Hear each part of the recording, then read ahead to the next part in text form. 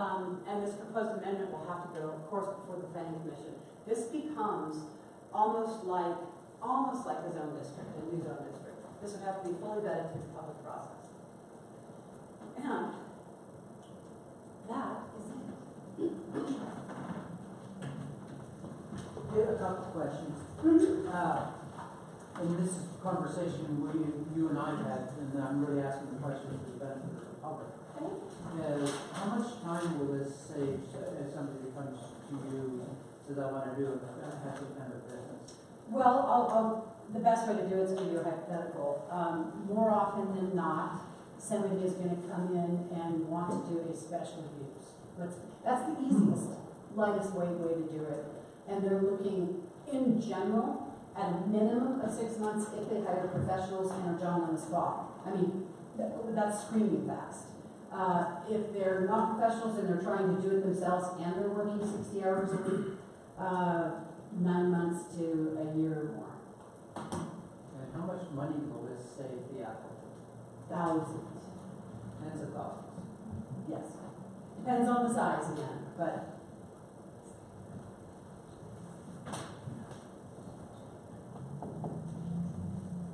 it's not an action thing. It's really just an introduction to a tool that Elbert County has never used before. An overlay district is a new tool. It's a new thing to think about. And that's kind of what my intent was. See, Elbert County never used it before. It's comparable in other counties. Absolutely. Is it? Absolutely. Okay, so Yeah, Douglas County has overlay districts all over the place. It's a very classic, it is a classic planning tool. It's not unusual. We're not breaking any ground with it. Like I said, he used in a combination of ways. He used in a way like this where you add some activities. It could also be used in a way where I'm going to put this because I've got a really rare Joshua tree collection or something on that ridge line, and we put a protection overlay district that reduces people's rights and liberties. So it can work either way, but it's very common. I would say just obviously working through the public process to define what this is important. Because one could look at it and say, oh my God, 83 is going to turn into 85 Parker Road. Absolutely. That's obviously not what we want. We want Correct. people, but we do want more activity. We don't really have a population that would support, or an anticipated population that would support these turning into Parker Road. I don't think Commerce City, but Parker Road's pretty familiar. We already have some built-in limitations. I mean, of course, we want to grow and all of that, and we don't want to do that. We've got the built-in limitations of our lack of infrastructure. And in a sense, by doing something like this, we're in a good position because they are going to have to deal with the state. They are going to have to deal with septic and water. It puts it under a great deal of scrutiny. It kind of ratchets it up if it's a high-impact use in a different way. Yeah, I guess the other, you mentioned the action process for site plans several times. Obviously, That's still look in at very, as we go forward, to look at that carefully. But, as an admin process, where is the appeal piece of that? Working through this with other entities, engineers, yourselves, applicants, the red lines go back and forth and never get resolved. We don't want to turn an admin process into something that we Right. can break out of. No, I I would say the majority of site plans go through one referral. Really. The ones that go through more than that have usually an engineering and or drainage challenge, or they have an applicant that just doesn't get it or refuses to get it. We run into that every now and then. It's a really common process, especially because they're accessing it off of our roads. We have to understand how their development is going to affect our roads, our culverts, our gullies. Fire needs to know, am I going to get in there? What are you storing in there? What is it made of? Do you have fire separation? All that kind of stuff. That's a combination. We do the site plan for the physical turnarounds, and then fire, of course, we look at the building plans for the construction materials and the storage stuff. So those are actually a little bit separate. I guess my other comment was just, I wish based on the past master plan, we've gotten going on this as a county. Yeah. Before any of us were here. But it's not regulatory, so I would caution the new master plan that we not put in words like shall, because. And I don't think it was shall, and that's Oh, probably okay. where the liberty was. All right. Of course, I've got this much more robustly drafted. I mean, this is a presentation. I've got landscaping standards drafted, and really where I could, I pointed to existing regulation where we already had standards spelled out. I didn't want to invent a whole other standard for We're not this. gonna If we've draft already got regulation here. standards living somewhere that are good. There's pros and cons to that. That means, well, we won't know Yeah, about that. as I say, we're Yep. not gonna, well, depend on the Right, planning right. commission to. And to so, work and regulatory- you know that this is a quasi-legislative issue. Right, right. This is not quasi-judicial. You can talk about it. Right. You can talk about it with the public, you can talk about it with planners, you can talk about it. Quasi-legislative is a very different process for you. This is changing law that applies to, rather than it being, you're hearing a case that applies to one person on a piece of land. But you can, But in general, like I said, okay. if we're putting together a tool that allows Mhm. landowners to use their land to their highest benefit, then it benefits the county as well. Well, it's, yeah, the benefit to the county is the economic Right, interaction. yeah. Certainly, there's gonna be some landowners that benefit from these new Oh. things, and some landowners that don't. Right. But the economic benefit is that we're diversifying our portfolio. We all know Gallagher's coming, and if we can diversify and shift our balance a little bit, that cannot hurt us. Look forward to seeing what comes up the other end. Okay? Just as a follow-up, on your standards that you always like to explain to me that I'm not as focused on as you might be, the caution I have there is whatever you and the planning commission recommend, that they have some kind of a reasonable level to them. Yeah, I don't think, we want reasonable outcomes, we want reasonable and predictable outcomes. We don't want to layer in things that become prohibitive because we're excessive in our demands. And I'm not telling you what to do, I'm just saying, I'm cautioning you about that. And then the second thing that's more important to me is timing. As you found out since we've been working together, I'm not a very patient man. Now, you've given me 7 assignments of this magnitude at least. So here's what I would like to ask you is that how soon do you think it's reasonable for us to expect you to get the drafting done and present it to the planning commission? I would have to look at the planning commission's dates. I could have a draft ready inside of, a draft ready to at least get the planning commission inside of 3 weeks. We have to look at the planning commission's schedule, 3 weeks maybe 4 tops. Planning commission schedule to get it on their schedule. It's one that I would actually like to put in their hands for a period of time, not just the week. Since I can get it ready, we're not talking about an applicant getting their last dregs ready. So if our expectations are that you would have it to the planning commission within 30 days, would that be reasonable? Oh, now? Yes. No.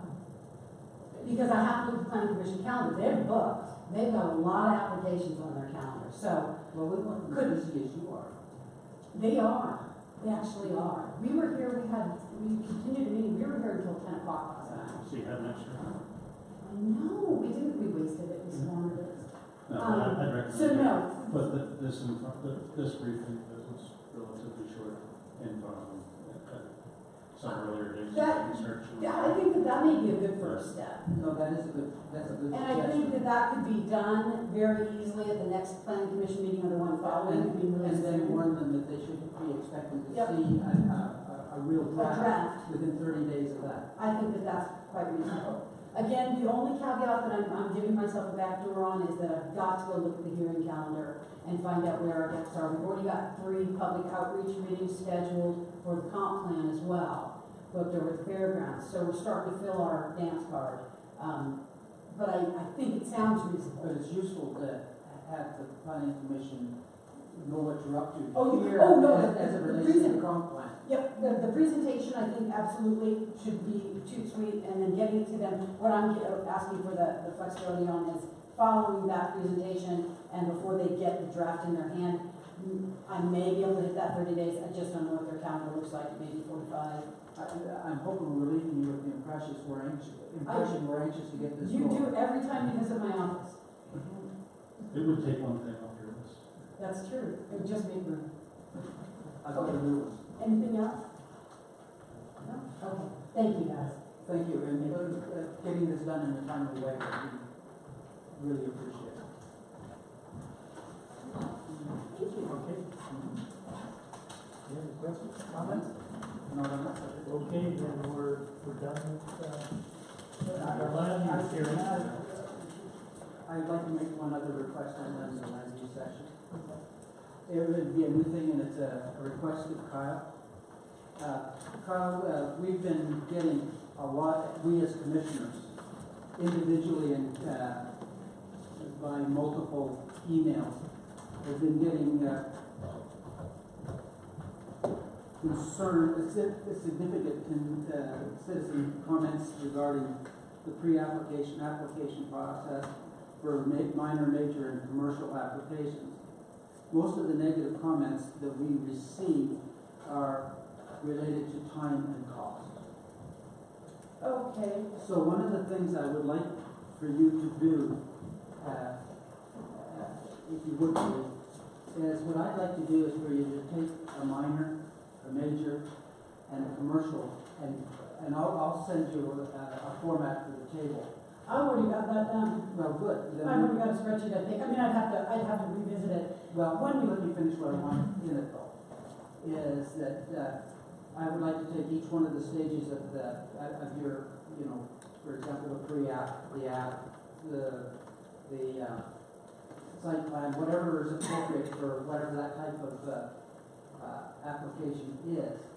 I'd like you to list all those in the steps for us, then have a column beside that what the range of expected costs might be for that. And then I would like the third column to be how much of those costs to the applicant are flow-through costs to either baseline or to somebody else. And then the fourth column would be expected time range, a range of time. What we're trying to do is, or I'm trying to do anyway, is have something in front of me when people call and complain, that I'll understand what the basis of the complaints might be. I understand that. What I would ask of you is set up that, just those headers on those columns in a spreadsheet, just email it to me, and I'll just use that as a basis. Sure. That's easy. No, that's what it's going to suggest. But this is quite important to What I think is important too, what's true though, is, and I'll defend some prices in the sense that a minor development costs relatively more to process. It's like the first acre is the most expensive. It is disproportionately more expensive to do a minor than it is to do something that's got 30 lots on it. I mean, I could show you that on a graph. So you're saying it's more expensive per rooftop? Yes, absolutely, per lot, you bet. And so a minor, the other things that are true is that minor developments, generally in the long run, don't pay for themselves. That's a whole nother deal. It's the high, anyway, that's a whole nother deal. What I also did was compare us to jurisdictions, neighboring jurisdictions.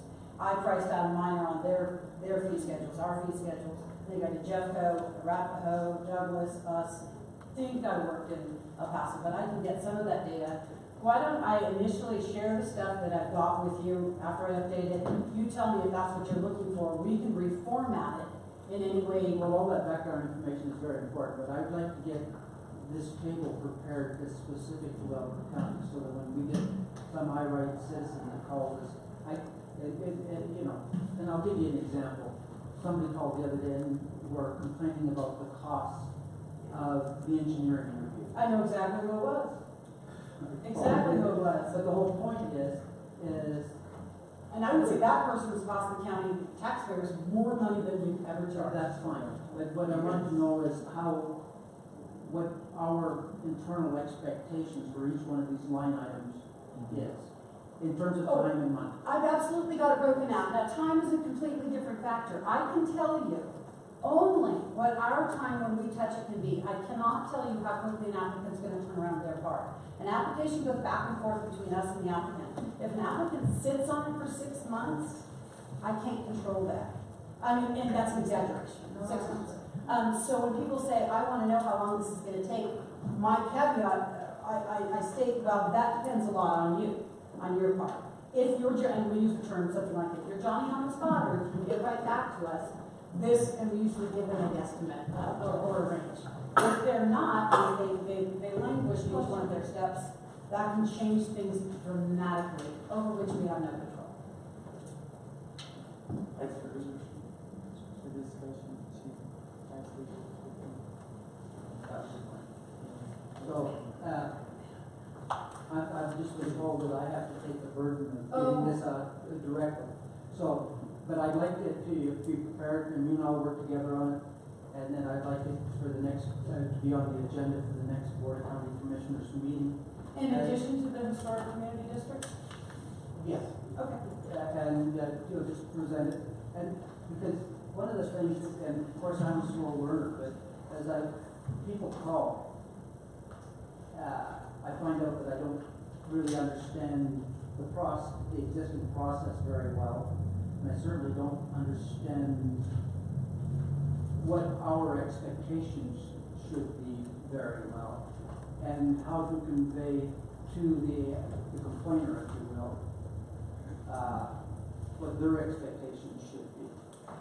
What I'd ask is you can always send them to us, and we will explain things to them. I'm not saying that we'll try to talk them out of not feeling the way they're feeling, but we certainly will offer information. I understand, but we've got to know too.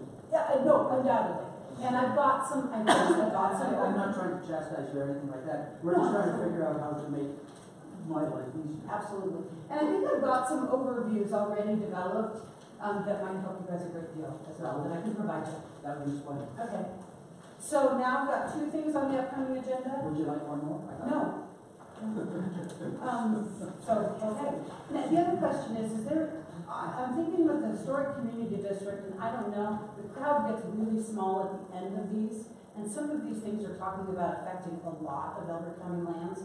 I don't know if some of these, should you want to put in the department head portion of it, where you've got a fuller house, Or perhaps, this what we're talking about could possibly go into the discussion period. just, the crowd gets pretty small, and I think that even this one, the I'm going to economic defer one, to I thought should have been. we could move it up to the discussion. Oh, yeah. Okay, that's great. That it? As far as I'm concerned, Okay, thank you guys. see you in an hour. No, this first time we've ever been shown, but I can get it up there. I'll put up a PDF or something. Okay.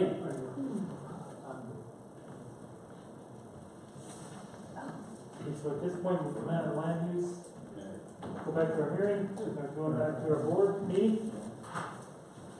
You don't need to vote on that, right? All right, so board planning, the next meeting, Okay, what do you got? I'll just run with that for you real quick. Next meeting will be April 12th at the fairgrounds in the Civic Building. As we discussed earlier, we'll have under consent agenda at this point, we have approval of CDS milers as needed, approval of vouchers as needed. We don't have anything under elected officials and department heads at this point. I'm sure we'll add as we move along through the week. Under discussion items, we'll have the fair board update, appointments policy, which is ongoing, strategic plan, countywide organizational adjustments, ORR policy, Bank of the West contract, roof repair code update, will be the new item on there. The others are ongoing or continuing. Under action items at this point, we Before have, you do discussion items, we need that, the last thing from Kyle. yeah, I have them further down on the list, so we can move them around where you guys want. No, I think we want to put it up to discussion. That's fine, we can put it at the top. Action items, approval of March 22nd BLCC minutes. Under land use right now, we have a temporary asphalt plant for CDOT, which is a continuous from today.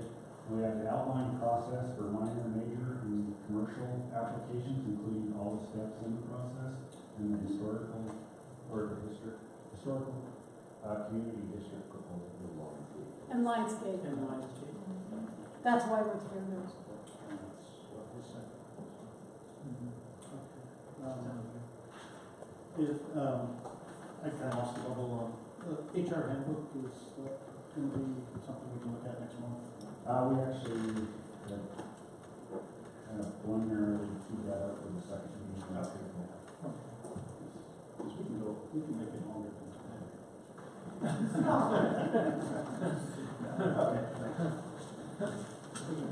We'll also have a presentation from the state water engineer. Oh, that's perfect. All right, thanks. All right. Question? We can't. Got a motion? Yeah, I move to adjourn. I second. All in favor? Aye. Aye. Thank you, folks. Kyle, that was a good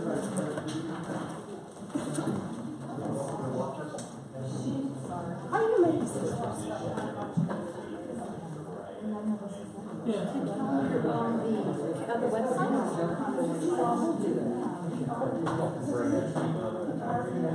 What are you looking at?